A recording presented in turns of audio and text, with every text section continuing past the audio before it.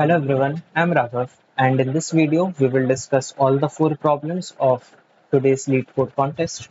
So this is the very first problem of the contest, valid word.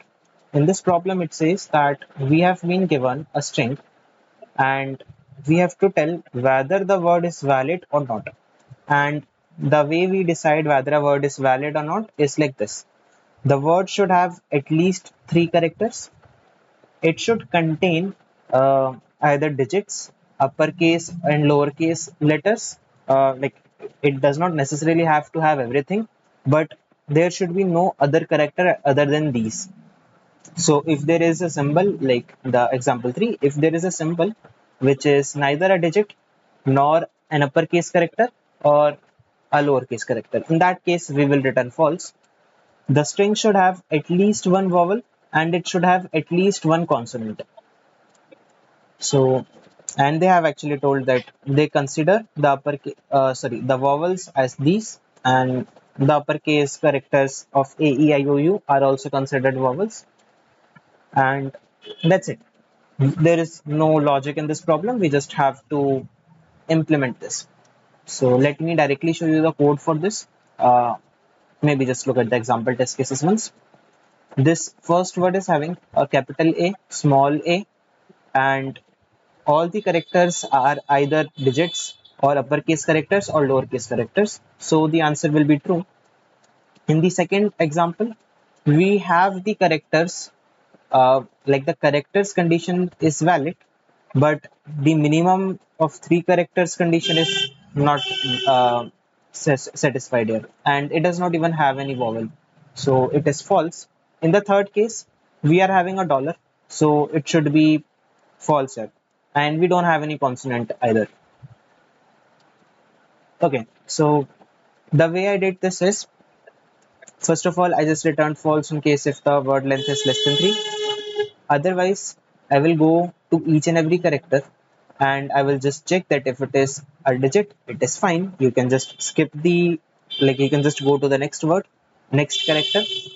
Otherwise, if it is like this, uh, let me show you. This line will convert the uppercase characters to lowercase characters. So you can just say it as if, uh, maybe I think it might have some trouble. Okay, let's just write a very simple one. You can just say that, hey, if C is greater than equal to A and C being less than equal to Z, if either this condition is satisfied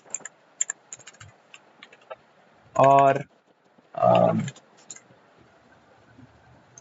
if the character C is a lowercase character. So if this is satisfied, in those cases, we will just say, like, we will do all this. We will do all this in that case. Like, I will show you what it is. Otherwise, we will just return false. In case if a, okay, let me just now read it once again.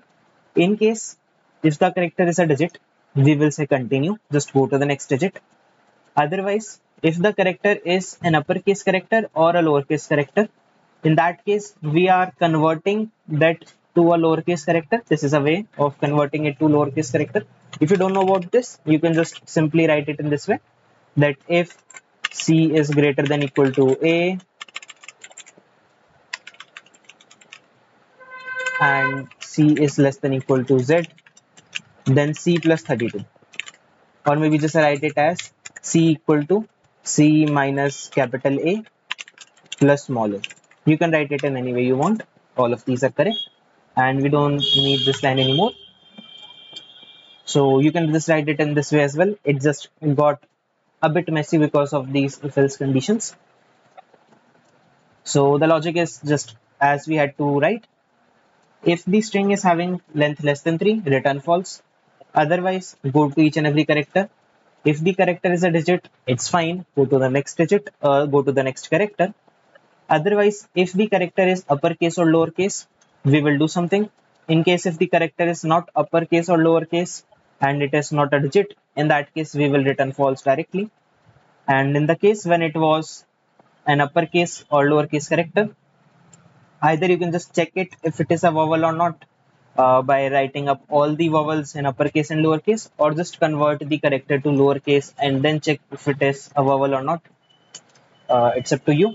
And at the end, I'm just saying that hey, in case if I've got at least one vowel, this vowel is actually equivalent to saying that if it is not equal to 0 or if it is greater than 0, you can write it in any way.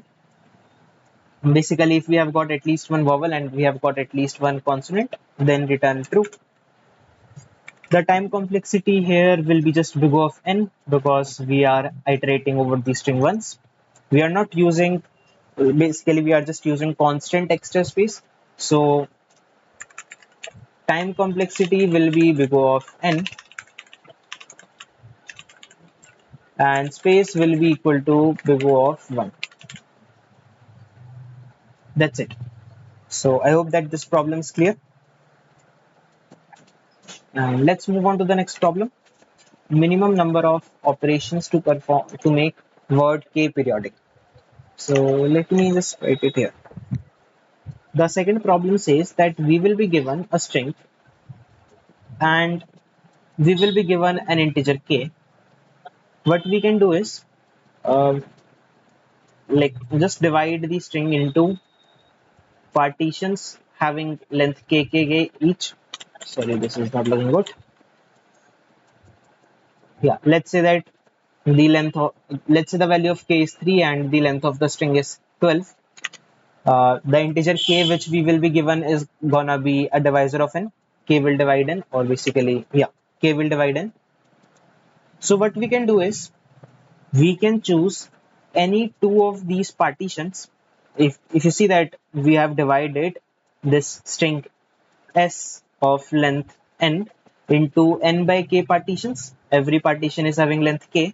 Now what we can do is we can choose two partitions and replace the second partition by the first partition. So if there was something like a b b c d and we choose I and j, and we can replace, okay, yeah, we can replace this string I, like this partition of I, by this partition. So it will become bcd bcd. The string will become something like this. Now I told about what we can do in a different way, a little different way. If you look in the problem, they have told it more formally, which I think would have been a bit more difficult for the beginners to understand that what are we doing here. But I think that this one should have been a bit simpler to understand. That for the string there are partitions of lengths k length for every partition, and we are having n by k partitions, and we can just choose any two of the partitions and replace one of the partitions by the other partition. Just overwrite it.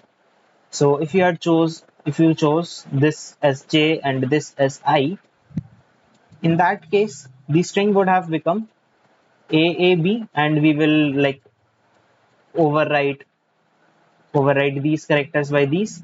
So it will become AAB and AAB. Similarly, you could have chose this as the I. If there was something like BBB here, it would have been replaced by the characters which are present here, that is AAB. I hope that it makes sense, but like the operation which we can perform. And we have to tell the minimum number of operations which we need to perform to make the string k periodic. So we have to tell minimum number of operations we need to perform to make the string k periodic. And they have told that a word is k periodic if for some string s of length k, that word can be obtained by concatenating s an arbitrary number of times. For example, a word AB, like if this is the word, then word is 2 periodic for s is equal to AB. So indirectly, the problem is just saying that all of these partitions should be equal. You want the string to be k periodic such that there is some string of length k, which is like which if you concatenate multiple times, then the word should be formed. So indirectly, they have been saying that if I say all the partitions as p1, p2, p3, and so on, then this partitions should become equal. P of n by k, like the last one is p of n by k. So that's what we have been given in the problem. And if you look at the problem in this way, uh, like this is the only confusing part I think for a beginner. If you look at the problem in this way, that we have been given some like string will be divided into some partitions, and we can apply this kind of an operation to partition, that just choose two any partitions and replace one of the partitions by the other partition, and we have to make all the partitions equal. I think that this is pretty intuitive, that uh, like whichever partition is coming up the maximum number of times, just replacing all the other partitions by that partition will cost you the minimum number of operations. Let me take one example. For now, just for simplicity, let's keep k equal to 1, and the string may be equal to a b c b uh, bc bad, something like this. Let's say if this is the string and you want to make it equal to k periodic, which is k is 1 here, so you want to make all the elements equal. What is the best thing you can do? It would be pretty intuitive for you that b has been coming 3 number of times, a is coming 2 number of times, c is coming 2 number of times, and d is coming 1 number of times. Either you will make all the elements equal to a. So if you make all the elements equal to a, then it will cost you n minus 2 as the cost for making, like n is the total number of elements, and since you are already having two a's in the array, the cost will be n minus 2. For b, the cost will be n minus 3. For c, the cost will be n minus 2, and for d, the cost will be n minus 1. Obviously this is the minimum cost. To be more generic, for replacing the string by any partition p, the cost you will have is gonna be equal to n by k, that is the total number of partitions in the string, minus the count of p, how many times you have got that partition so far. This will be the cost. So the higher this count of p is, the lower the cost will be. I know that for solving the b problem, you don't really need to write up it in this way or just visualize things in this way. But it is a good idea to actually think about writing mathematically, writing the cost mathematically. Let me just call it as cost of p, cost to get this partition p everywhere. You should make this as an habit, because in harder problems, it would actually be simple a lot of times to write things mathematically. So now all we need to do is, for every substring, just find out the cost, which we can do very easily with the help of a map.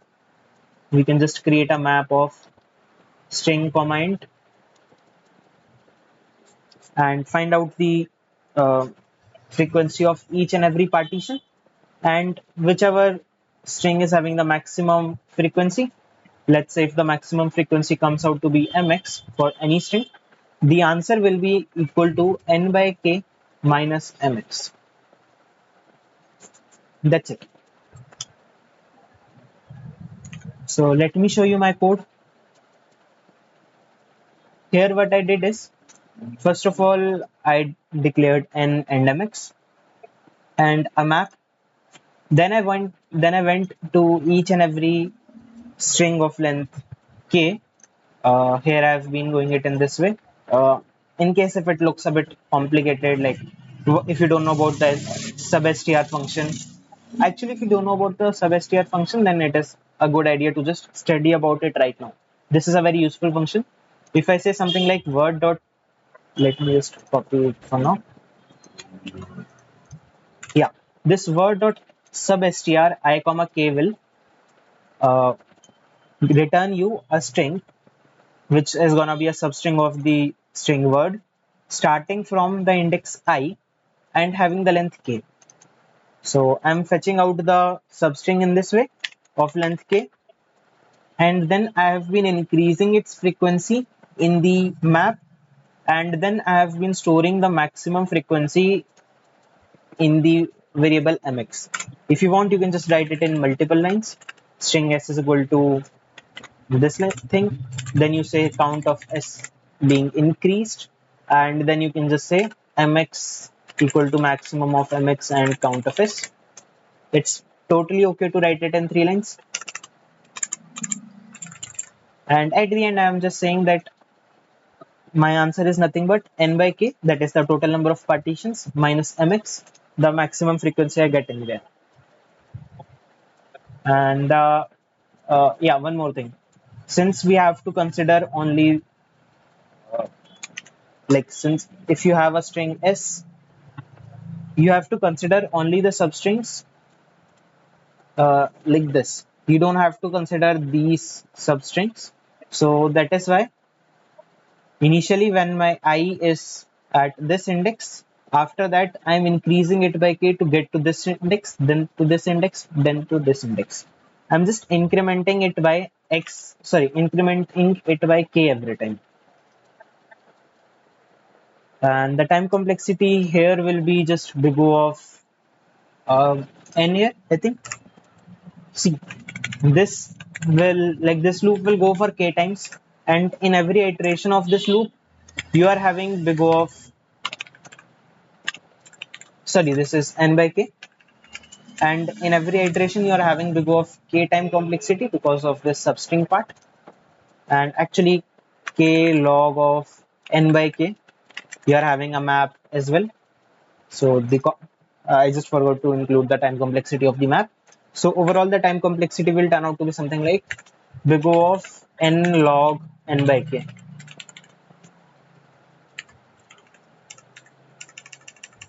This log of n by k factor is coming up because of the map, and it is n by k because the map will have only n by k substrings, and actually every substring will have the access time is actually big O of n.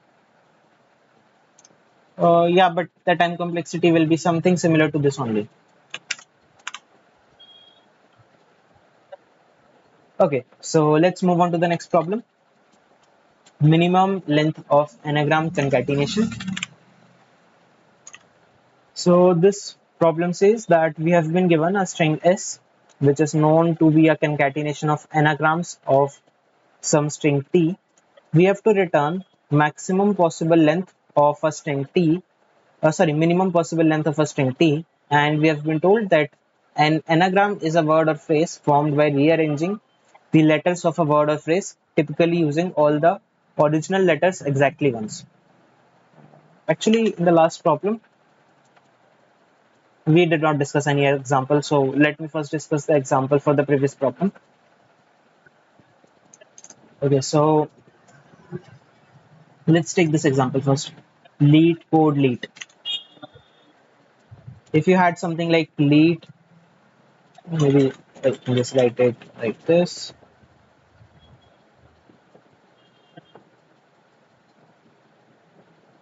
Yeah, if you have something like leet code leet, uh, and k is equal to 4. So the first partition is this leet, the second partition is this code, the third partition is this leet. And according to our logic, we will figure out the frequencies of each and every partition. So code is coming up one number of time and leet is coming up two number of times. So our answer should be n by k minus the maximum frequency, which is 2 here. N by k, n is here 12, the length is 12. So n by k will 3, n by k will be 3, 3 minus 2 is equal to 1. And it makes sense. You will just have to replace this code by one of the leets, है ना? To have just one operation and make all the partitions equal. And in the second case, they have leet co leet. they're having lead, co, lead, and k is equal to 2. The partitions are like these. LE is coming up 2 number of times, ET is coming up 2 number of times, and CO is also coming up, like CO is coming up 1 number of times. And the total number of partitions n by k is equal to 5 here, n is 10 here.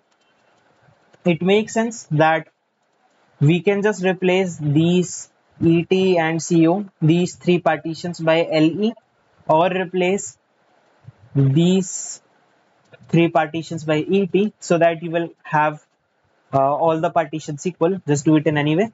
So the answer should be coming up as 3, and in our logic, n by k minus mx is coming up to be 5 by 2 equal to 3.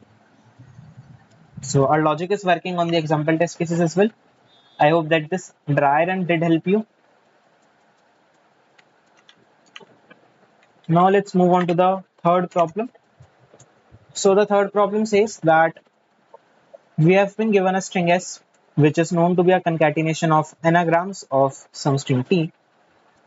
We have to return the minimum possible length of the string t, and we have been told that an anagram is a word or phrase formed by rearranging the letters of a word or phrase, typically using all original letters exactly once.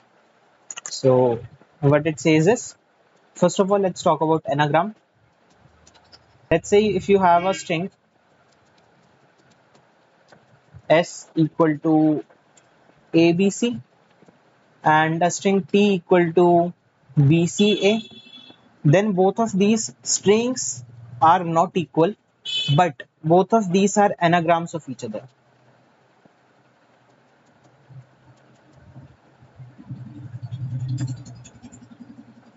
Right, both of these are anagrams of each other because you can just rearrange the letters, the characters of string s as bca if you want, or for the string t you could just replace its characters as abc. And even if there are duplicates, it is still possible. Like even if the string was something like abca and the other string was baac, let's say, even in that case it is possible to just rearrange the characters as baac or rearrange this as abca. So these are also anagrams, and we have been told that we will be given a string s. We will be given a string s which is formed by concatenation of some string t. So it is something like t plus t plus t multiple times the string t, and you got s. Let's say you concatenated it k times, and you got the string s, and like maybe we have t1 t2 t3 maybe tk, and all of these strings t1 t2 t3 till tk, all of these are anagrams of each other. These have to be anagrams of each other. Anagrams.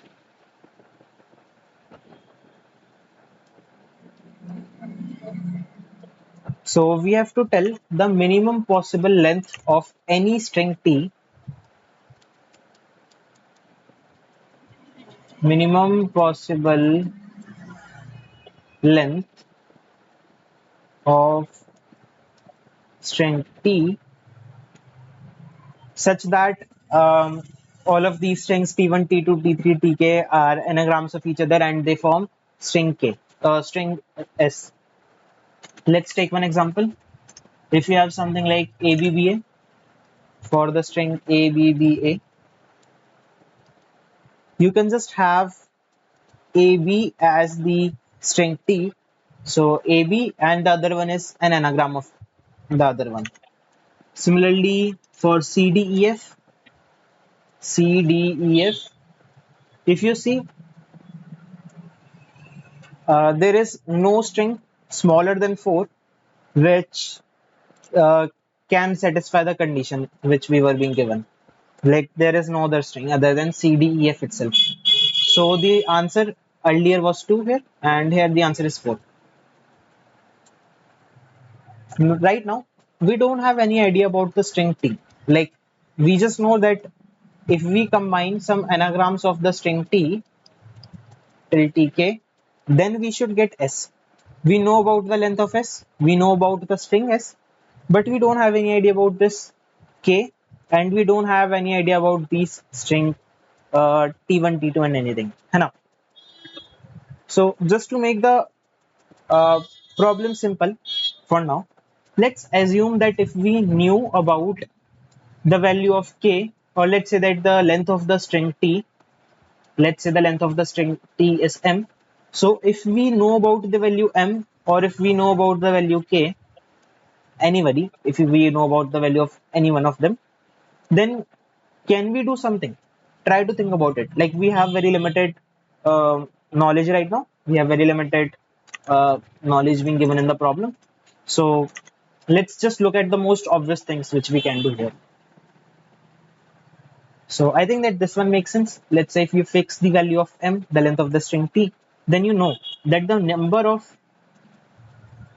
of times you combine the string, basically concatenate the strings or anagrams of the string T, will be equal to n by m. है ना? You know that m into k should be equal to n. So you already know about n. है ना? You already know about n. If you fix this m, then you will get the value of k as well. And let's say if you have fixed the value of m, then you know that the string T must be an anagram of the first m characters. है ना? Like let's say that these are the first m characters.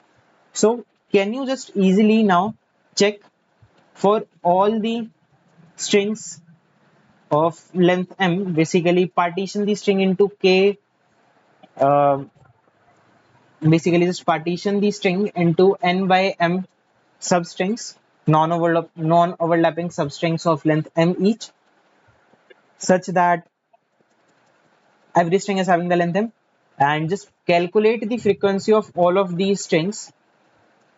If all the strings are having the same frequency for each and every character, then it is possible to have the first, like the substring of the prefix of length m as an anagram. Basically, m can be the answer. Okay, let me just go back. There is something I should have discussed here.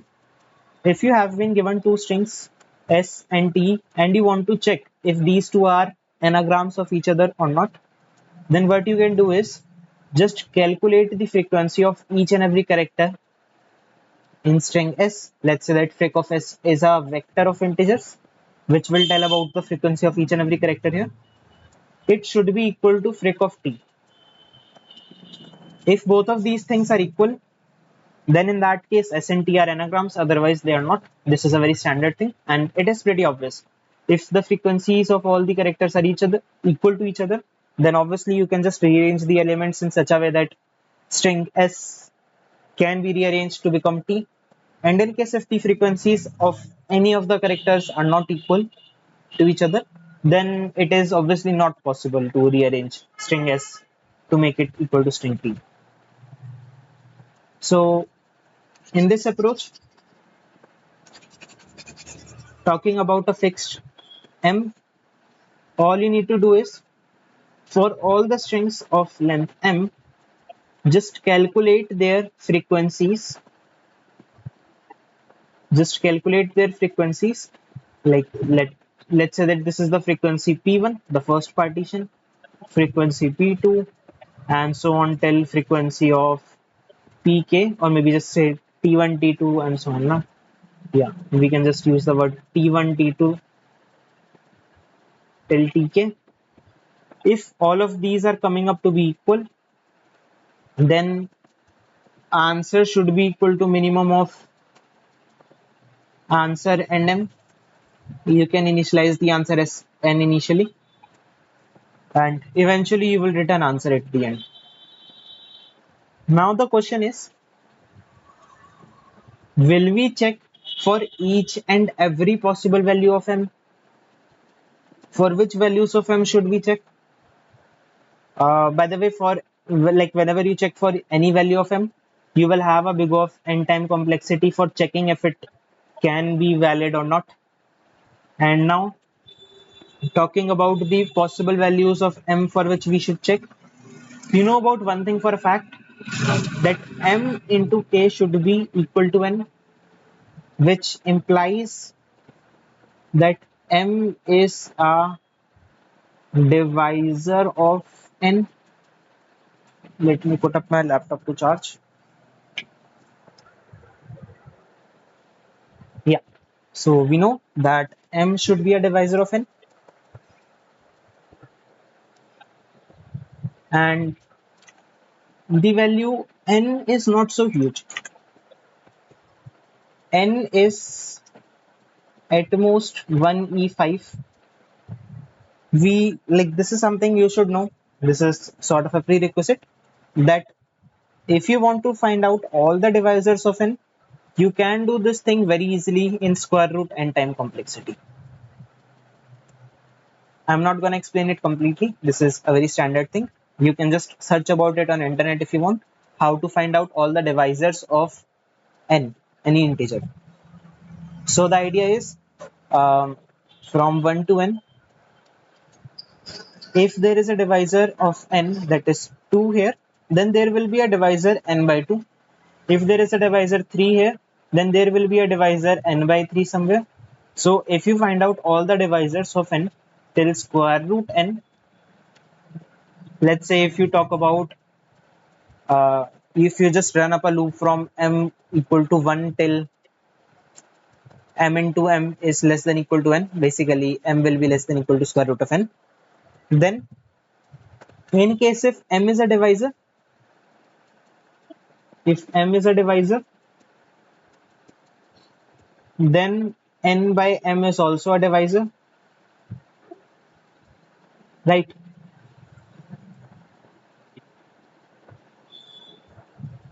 N by like m into n by m equal to n, na? If m is a divisor, then n by m would also be a divisor. So you can just check for this value and for this value. Since you're having a loop of size only square root n, then like it means that you are just checking for 2 into square root n value, like maximum. You are just having a for loop of this size, and in every iteration of for loop you are checking for at most 2 uh, strings, and in reality you won't check for even this many. For any n, generally we say that around cube root of n, like the number of divisors it will have is gonna be around cube root of n, uh, at least in order of it. And like most of the times what will happen is, for most of these values of m, n will not be a divisor, so you won't really have that big of n time complexity being running up. So in general the time complexity will be a lot better than this, but we can just say that in the worst case the time complexity is coming up to this n square root n, which will pass for n being less than equal to 25. And in general it would be a lot better than this. It would be something like n cube root n, I think, or maybe 2 into like some constant factor as well. It would be somewhere around this. And as an upper bound, we are just gonna be saying it as n square root n. Okay, very well. For any m, we know how to check. We know for what values of m we should check, and that's it. Mm, like we are good to go for code. So the way I coded it up is I created a check function so that I won't have to write up the same logic 2 times. I'll just created a function, and in the function I will just put up a value m as an input, and I'm first of all figuring out, like first of all I'm calculating the frequency of all of the characters in the first in the first substring of length n. I called it as Rick Like I called this frequency array as Rick here. After that, for all of the other substrings of length m, I calculated their frequencies and stored them inside a vector of integers with name count, and I just checked that if count and rec are equal or not. So for every partition, I'm just comparing its frequency with the first substring. If it is coming up equal every time, it is good to go. And if at any point it comes out to be unequal, then I will just return false. And at the end, the answer will be true if it never fails. And here I'm having a for loop for m. I'm going on till m into m is less than equal to n. And in case if n does not is not a multiple of m, then we will continue. Otherwise, we will check for m and for n by m. And wherever we get the answer, we will just update the answer variable. And that's it. So the time complexity here should be, this loop will go big of square root n times, and this function works in big of n time. If you look at it, you are having a loop for the first m characters, then you are having a for loop of n by m size, which is having an inner loop of big of m size. So overall, these loops in total will have only n iterations. So we have a big of n time complexity for the entire function, and this function will be called at most 2 times in every iteration of this for loop. So in the worst case, the time complexity is big of n square root n, which should pass. And in general, it is actually better. Actually, this is 26 into n. This is 26 into n because we are having uh, an array of size 26 as well. I think it should be 26, or maybe not. It might not be that much. Yeah, it won't be 26 into n. Like for a very big n, it won't really matter much. So yeah, the time complexity is good enough. And in general, this would be cube root n. Instead of square root n, it would be cube root n in general. And for the space, we are just declaring some constant space, so we can ignore it. Let's move on to the next problem then.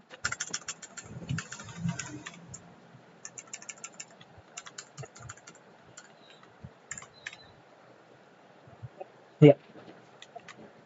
Okay, so this is the fourth problem of the contest. Minimum cost to equalize array. The problem says we have been given an integer array nums and two integers cost1 and cost2. We are allowed to perform either of the following operations any number of times. In one of the operations, we can choose any index I from nums and increase the value of nums of I by 1 for a cost of cost1. In the other operation, we can choose any two different indices I and j from nums and increase the values at both those indices, basically nums I and nums j, by 1 for a cost of cost2. We have to return the minimum number of minimum cost required to make all the elements in the array equal, and since the cost might be too huge, we have to return that cost modulo 1e9 plus 7. For now, let's forget about this modulo part and just try to figure out the normal cost. Let's take one example. If nums is equal to 4 comma 1 and cost 1 and cost 2 are 5 and 2, here the best thing which you can do is just increase this one 3 times and the cost will be 15. 5 into cost 1, that is 15. Sorry, 3 into cost 1, that is 15. In the second example, cost 1 is 2 and cost 2 is 1. Let's see this example there. For now, the very basic idea is we will be given an array of integers, and in the type 1 operation, we just choose any index I and increase nums of I by 1. In the second operation, in the type 2 operation, we choose I and j, where I and j should not be equal to each other, and we can increment nums I by 1 and nums j by 1.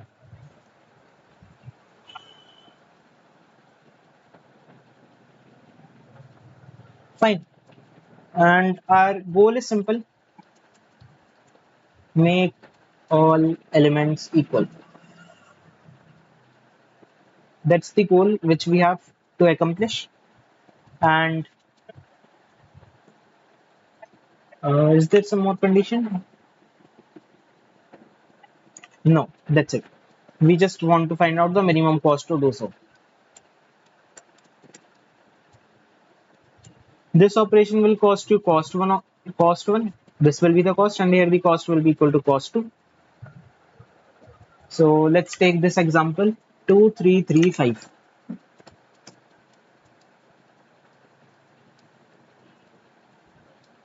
I hope I have written it correctly. Yep. And here cost 1 is equal to 2 and cost 2 is equal to 1.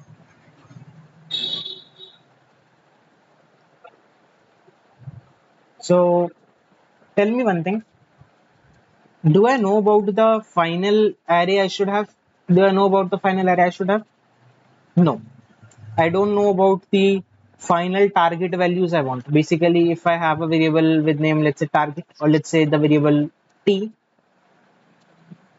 and I want to make the array equal to t.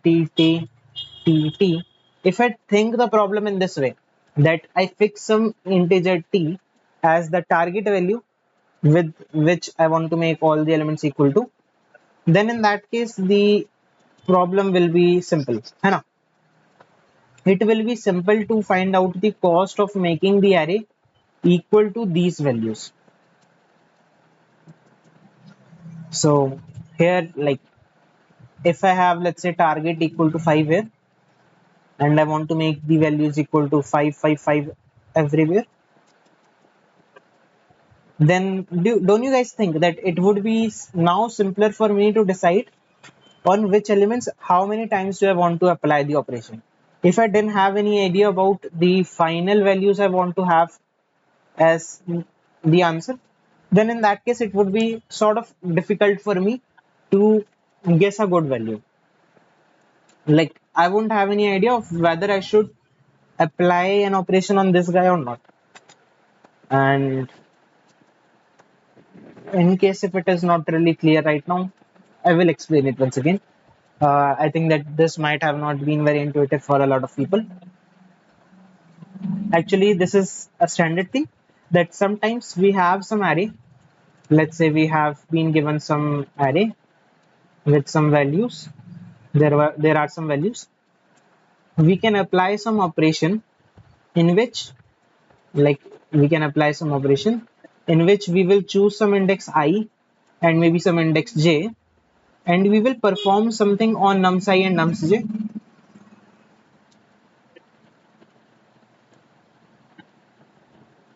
And let's say, like in this case, we want to reach to an array where all elements are equal. Maybe we want that all elements of array should become equal. Like if you see any problem like this, where you can perform some operations on the array and at last you want that all the elements of the array should be equal, then this is a very standard thing that maybe you should just try to think about it once. That let's assume that the array will at last become equal to t, where t is the target value. So in that case, you will just have to figure out the minimum possible cost to replace to make this array become equal to this. Obviously the number of elements should be equal here. If there are 6, so there should be 6. This is the general idea which I had, that we want to make this array equal to this. Now finding the minimum cost to accomplish this should be easier than just having the task to make all elements equal with the minimum cost, because now you have a target value. So finding out the minimum possible cost to make all elements equal to this, let's say if t is equal to 2 here, it will have some definite value. As an example, if you had the array 1 comma 4 and you want to make it equal to 5 comma 5, then you can actually find out some real cost. Maybe if cost 1 is equal to 4 and cost 2 is equal to 2 maybe, then you can actually figure out a cost that just increase, like apply one operation increasing both of these values, so you will get 2 comma 5. The cost will be 2 here. After that, apply operation on this guy 3 times, increasing it 3 times, so your final array will become 5 comma 5, and you would have got a cost of 4 into 3 being incremented.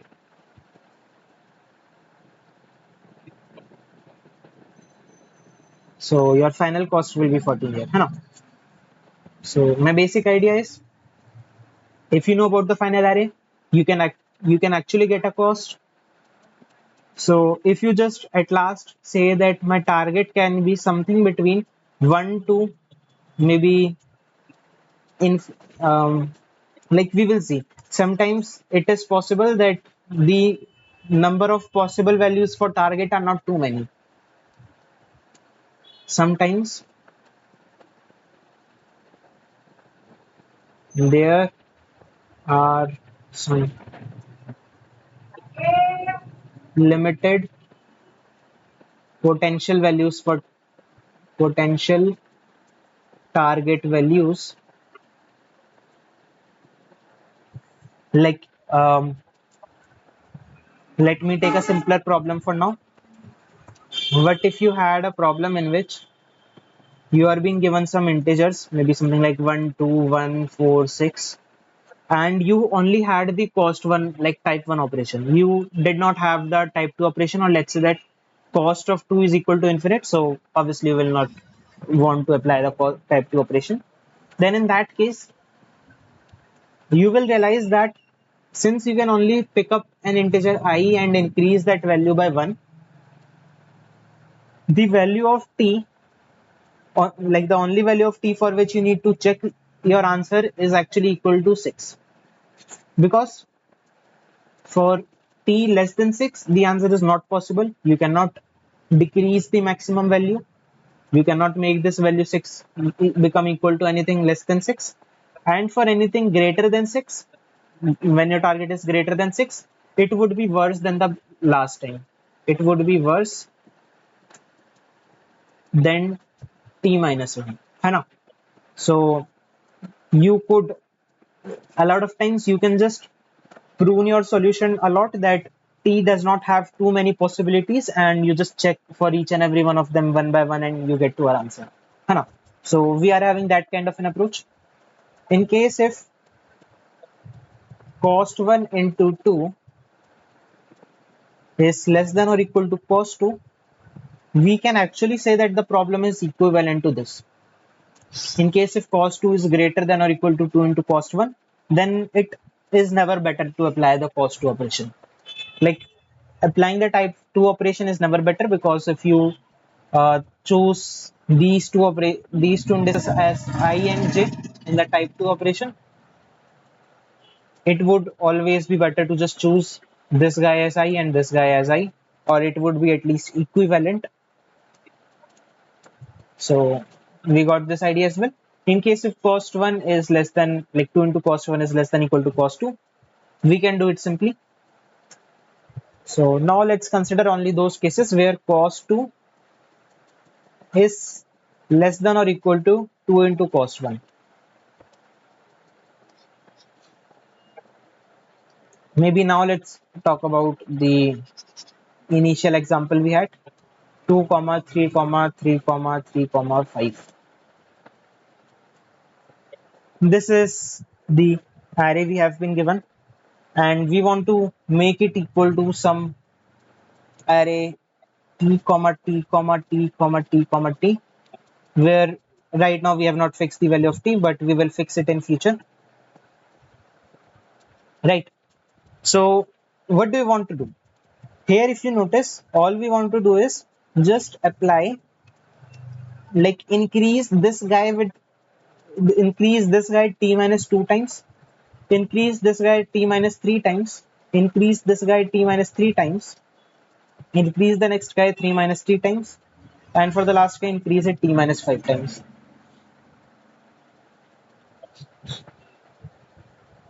And let's say if it comes out to be something like maybe t1 comma t2 comma t3 comma t4 comma t5. Right now I'm just taking it in a generic case. If we get this cost like for some fixed t, if you fix the value of t somewhere, then this array will also have fixed values. Now for that array, can you get the cost? How will, like, we are just now trying to figure out how will you find out the cost. So um, let's take an example.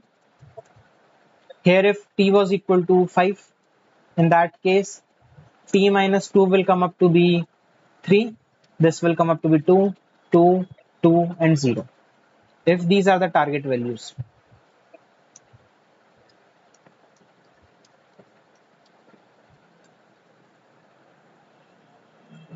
One way to get all of these values become 0, like initially we wanted to have all of these values become equal to t. So for that we realize that you want uh, this value to be increased 3 times, this value to be increased 2 times, 2 times, 2 times and 0 times. So if you somewhere choose, like, just apply a type 1 operation on this guy, then the actual value will increase by 1. So you would now want it to be increased 2 times, है ना? So now can I just say that I can just apply 9 type 1 operations. Apply type 1 operation 3 times on this guy, 2 times on this guy, 2 times on this guy and 2 times on this guy, so that all of the values will become equal to t, and this t minus that guy will here become equal to 0. Can I say this? I hope it is clear. Like, just in case if you are getting confused with it, I hope that you don't get confused with this part, that in the original array, if I apply an operation on this guy, then this value will increase. And when you are talking about this 2 minus 3 guy, now it means that if you apply an operation on this guy, like, this value will decrease. So applying an operation on the first guy will actually decrease this value, because this is nothing but t minus a1, है ना? So the uh, if you say that sum, let's say that there is a variable sum which is keeping track of the sum of all these integers, then sum into cost 1 is one way of making all the elements equal by just applying the type 1 operation. Now in case if cost 2 was greater than or equal to cost 1 into 2, then this will be your answer. But in case if cost 2 is less than cost 1 into 2, I'm getting a call, so just 2 minutes. Sorry for the delay, I just got a call. I was not sure if it is important or not, so I had to pick up. Okay, so uh, coming up to this part once again. In case if cost of 2 is less than cost 1 into 2, then I would prefer to use the type 2 operation. I would prefer to use the type 2 operation instead of 2 type 1 operations. Right. Instead of applying instead of applying a type 1 operation here and here, I would like to apply a type 2 operation on both of these indices together, so that the cost, like, instead of getting cost 1 into 2, I would get cost 2 for incrementing both these values at the same time, है ना? it will definitely decrease the cost by some amount. So now this is again some standard thing. Let's say if this array which we were getting by applying t minus a1 everywhere, like this t1 t2 t3 wala array which we had got, if this is something like 5220 or maybe 7220, then what I can do, like I want to maximize this type 2 operations and minimize the type 1 operations here. So what I can do is just apply all the four, uh, like just look at the maximum element. Just look at the element which is having the maximum value right now. Uh, that is the element on which I want to apply the maximum number of operations. I have to apply the maximum number of operations and look at the other elements. Look at the sum of all the other elements. So if it comes out to be something like 7 and 4 here, this maximum guy is greater than sum of all the other elements. In that case, what I can do is for all of these for all of these elements, I can just pick up it in this way. Type 2 operation as, like for all the type 2 operations, I will choose this as one of the people and I will choose the other people from all the other elements. So I will be able to apply four operations of type 2. I will be able to apply four type 2 operations. Right. I'm just trying to maximize the type 2 operations. Here you need to notice this thing.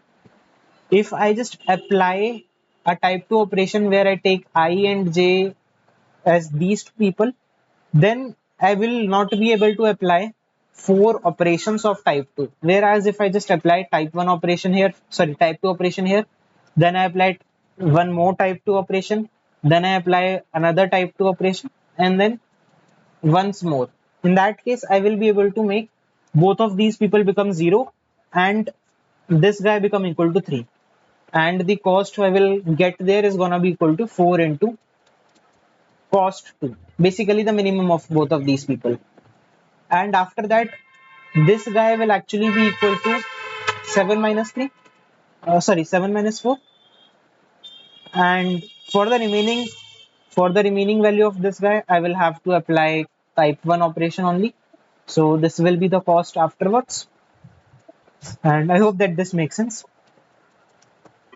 Whereas in the other case, if it was like this array was something like 4, 3, and maybe 2 and 1, something, anything. Basically, the maximum guy is smaller than the sum of the other people. Then what I can do is just always pick up the largest element in the array, like the largest two elements in the array, which I could have done here also. Uh, all I want to say here is at the end of the day, you will be able to make this guy 0 along with them. Like you will be able to somehow pair them up in such a way that you can just apply type 2 operations in this way, that just take up the maximum people every time. है ना? Basically, just pick up the largest two values every time,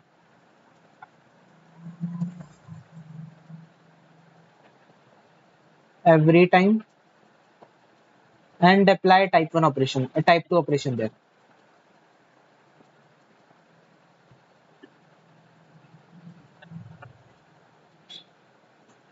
So what will happen at the end is you will eventually have, like you see that at the end of the day in the array all the values should be 0, or you might have one of the values being equal to 1.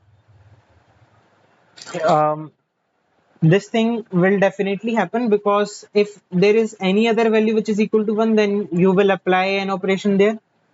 So that only time when you will not be able to apply any more operations by picking up two largest values will be when there is only one value which is not equal to 0 and all the other values are equal to 0. And In this case, like it will always be in this way that the largest value will be now equal to 1, because if it was equal to 2, then the last operation which you would have applied before this guy would have got something like this, where you were having two other elements whose sum was greater than or equal to the current guy. So you would have picked this guy eventually. Like, I'm not giving a concrete proof here. I'm just, like, I don't want to make the video too long here by spending more time at this proof.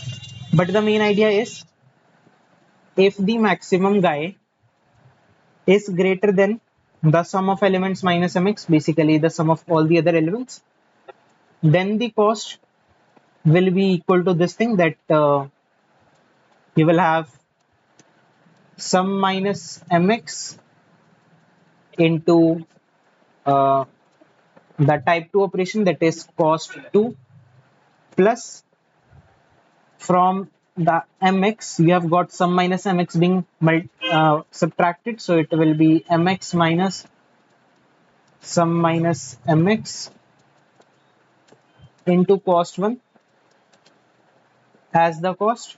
In the other case which we have here, the thing is you will be able to pair up this 4 with some value. Let me just draw a dry run, because this might feel a bit confusing to some people, and I have not really proved it. Just in case if you feel that you didn't understand the proof, remember that I didn't prove it completely. I just wanted to give you some intuition of what will happen at the end. See, you can just pick up the largest two elements. Let's say I picked up these two elements, so it become 3 comma 2. Now you will again pick up two largest elements. Let's say that I pick up these two people now, so the array will become like this. Now again I will pick up the largest two elements, so it will become something like this. And now you can just see that I will pick up the largest two, it will become 0 0. And then I will pick up these two, so I will just get 0 0 here also. And you can try to do the dry run on some other elements as well. By just picking up the largest two elements every time, eventually you will have either a 0 remaining or one element having a value 1 remaining at the end, which will happen in case if the sum of all the elements is odd. You can apply the same logic here as well. Just pick up the largest two elements every time, so that, like, if you just pick up the largest two elements here as well every time, uh, this guy will be the largest one. Like, since this guy is already greater than the sum of all the other elements, you know that you will perform sum minus mx, that is the sum of all of these elements, that many operations, where this guy will remain the largest guy and all the other elements will eventually become 0. So for the sum minus mx number of operations, you would be having the cost 2 operation, like the type 2 operation, and this mx guy would have got reduced by this much value. So you will have mx minus sum minus mx, which can actually be written as 2 into mx minus sum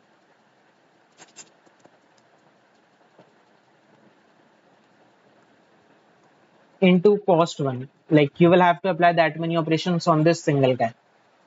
In the other case, if this maximum guy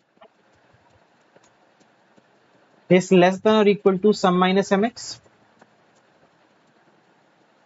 then it comes out that the cost will be equal to, like, for all of these operations you had to perform, you can just mm, like, you know that at the end of the day you will either have a 0 remaining or a 1 remaining. So you will have sum by 2 number of cost 2 operations being applied, है ना? We are just applying the type 2 operation multiple times, and eventually we are left up with either a 1 or a 0. For the case when sum is even, you will have a 0 remaining, so you will perform sum by 2 number of times this cost 2 operation.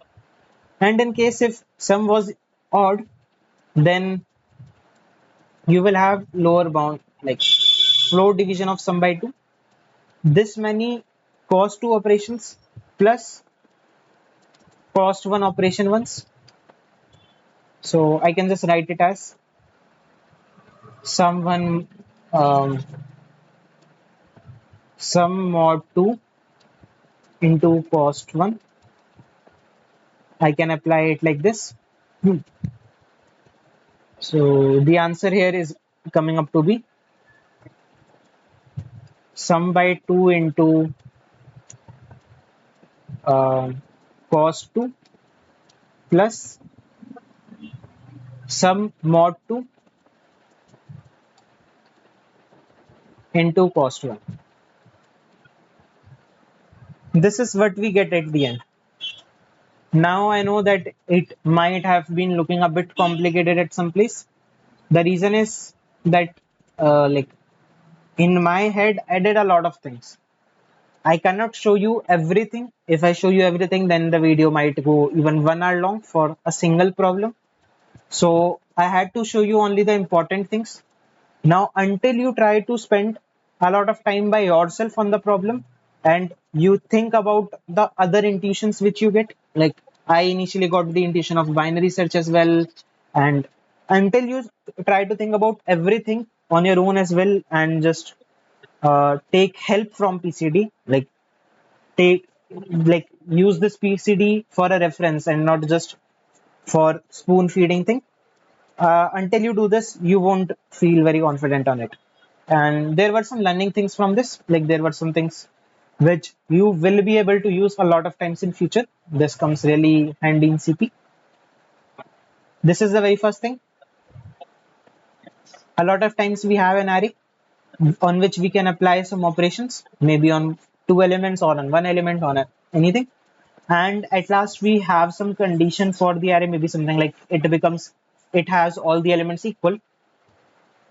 So um, it is not greedily possible to start from here a lot of times, but if you try to just think that what will be the final solution, like what will be the final array, then you are able to find out the cost of making your current array become equal to this final array for all values of t. Then like you can just find out the cost for each and every t. Find cost for each value of t and take the minimum.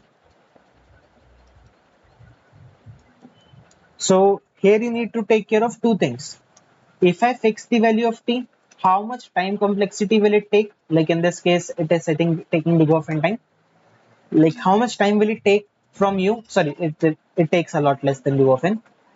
Basically, first thing you need to do is just figure out the time complexity it will take for you to find out the minimum cost for some fixed value of t. The second thing is how many possible values of t are there. So we will come up to this part.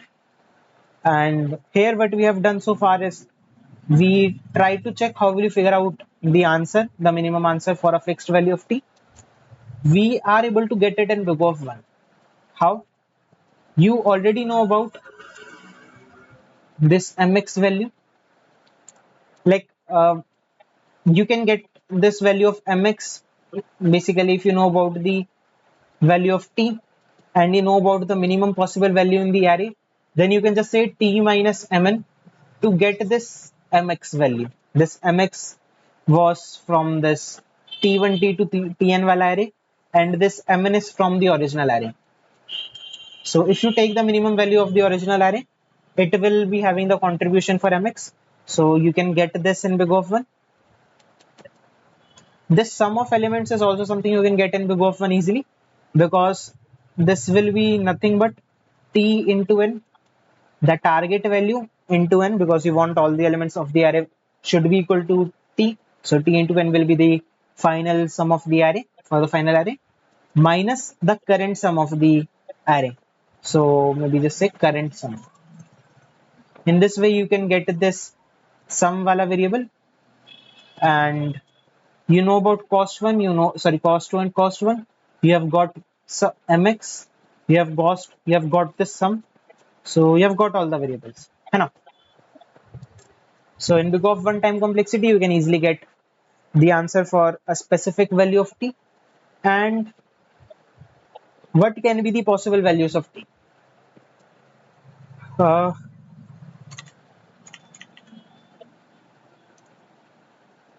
in the constraints, n will be less than equal to 25. The minimum, like the minimum and maximum array in original array, let's say mn of nums, like the minimum of nums basically.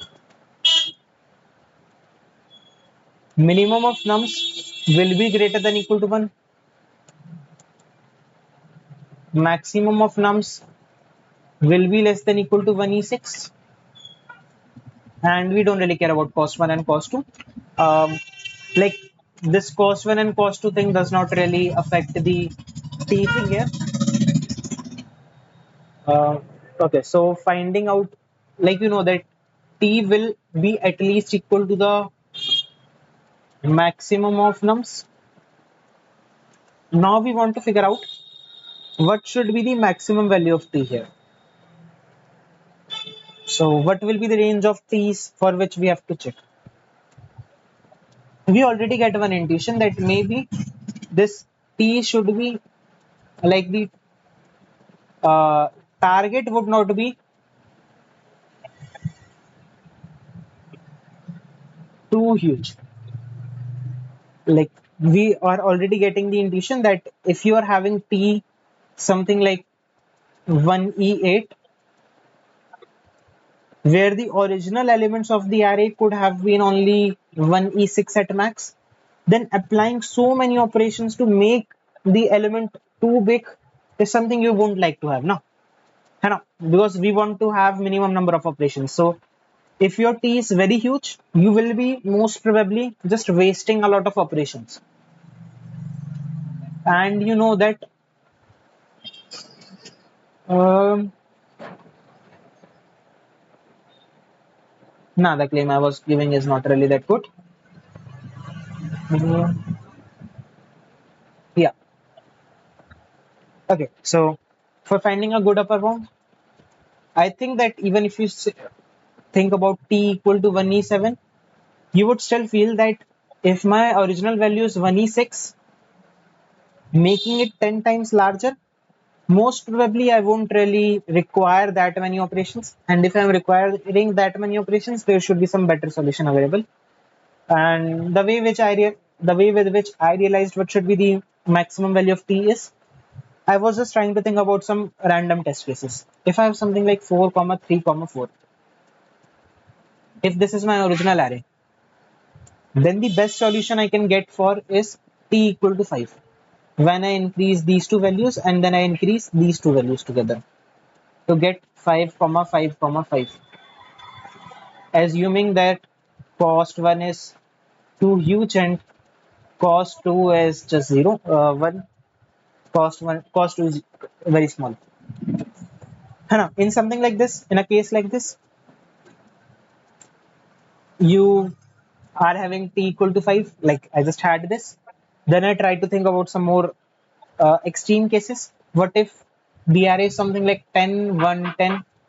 Then in that case, you might like to apply operations in this way, like apply one operation, like one type 2 operation here, then one type 2 operation here. It will make 11 to 11. The difference between the max and min will become smaller, and just repeat this process until the elements become equal. So when you increase by 1, the difference decreased by 1. So if I apply like 10 times, then it will become 20. No, if I apply on it 9 times, then it will become 19. It will become 19 and it will become 19. Yeah, the final array will be 19, 19, 19. So I just try to make it a bit more general. Something like 1e6 1 and 1 e6, a case like this. And in that case, it was, I think, coming up to be, what should it come? Maybe something like 2 e6 minus 1 and 2 e6 minus 1. So I have applied 1 e6 minus 1 and 1 e6 minus 1 operations on both these people, and like I'm always applying one operation here. So it was coming up to be 2 e6 minus 1. Okay. Again, I'm just repeating that you should be trying to think about these cases on your own. Like, don't just comment that I didn't explain how it is coming up to be 2 e6 minus 1. This is something doable. So I'm just trying to make the PCD a bit shorter. I know that it has already gone a lot longer. Okay, so here I just had one assumption that the value of t, I know that it would be at least mx and it would never go beyond 2 into mx. This is just something I was having as intuition, and I did not really prove it concretely. I just try to check for these extreme cases. But if there is a 1 and the other values are too huge, then in that case I had to apply so many operations. In any case, if I'm having something like 1e6, 1e6 and 1e6, if there are more such elements, then I will have to, like, the maximum possible value of these elements will actually reduce. The value of t will be smaller in this kind of a case, because there will be three people who help this guy to improve, है ना? And if I'm having multiple small people, if I'm having something like 1 1 1e6 1e6, then these two people can just help each other by increasing their values. So the maximum possible value of t I was getting was in this kind of a case only. So I was like quite confident that this t should be in the range from mx to 2 into mx, and that is not a very huge number. It will be just equal to something like 1e6 1e6 iterations, and for each of the 1e6 iterations I am gonna, like, I will get my answer in big O of one time complexity. So my answer come up to be, like, my time complexity came up to be big O of mx for every target value, and for finding the mx value, mn value, and the sum value, it took big O of n time. So the final time complexity was big O of n plus mx. I think that the problem is pretty doable now. I'm not expecting that it should be 100% clear by just looking at the editorial. And in fact, even if it is doable, you should just like pause the video right now. Like, even if it is crystal clear right now, just pause the video right now and try to do the remaining part on your own, basically the coding part. Because if you just look at the editorial only for the D problem especially, it won't be good.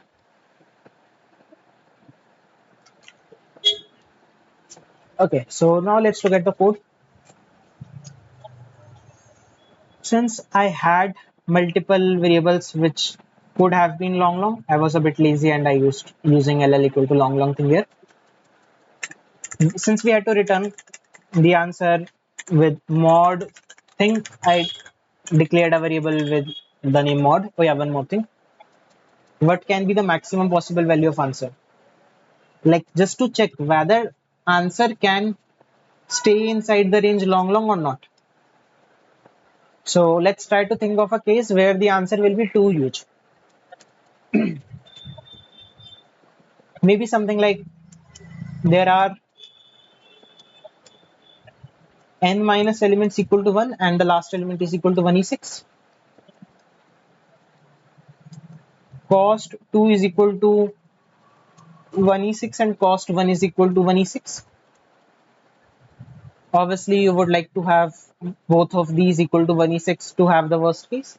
So I think that this is going to be the case where we will have to apply the maximum number of operations, and here n is equal to 1e5. So for 1e5 elements, almost 1e5 elements, actually 1e5 by 2 number of times, you will have to apply the cost to operation almost this many times, which is 1e6 here. So the maximum cost, yeah, you will have to apply it. Okay, sorry. You have to apply 1e6 minus 1 operations on 1e5 elements. Even if you apply cost to operations every time, the cost will, like, approximately it would be something like this. Approximately, if this is, let's say, replaced by 1e6, it is coming up to be 1e17 by 2, so it would be somewhere around 1e16, something like this, which will be inside the range of a long. Again, I have not really spoon feeded it. I have explained it in brief, not spoon feeded it. Let me just tell you again. I'm having n minus 1 elements which have to be increased 1e6 minus 1 number of times, and every time the cost will be, let's say, cost 2, where you have increase 2 elements at a time. So n is 1e5, this is 1e6, and this is also 1e6. So it will go something like 1e6 into 1e5, which is 1e11, into 1e6, which is 1e17, divided by 2. So it would be something like 5 into 1e16, and you can just say that it would be at least greater than 1e16 and it would be less than 1e17. That's it. Our long range is 1e18, actually greater than 1e18, so I just declared answer as 1e18 at the beginning.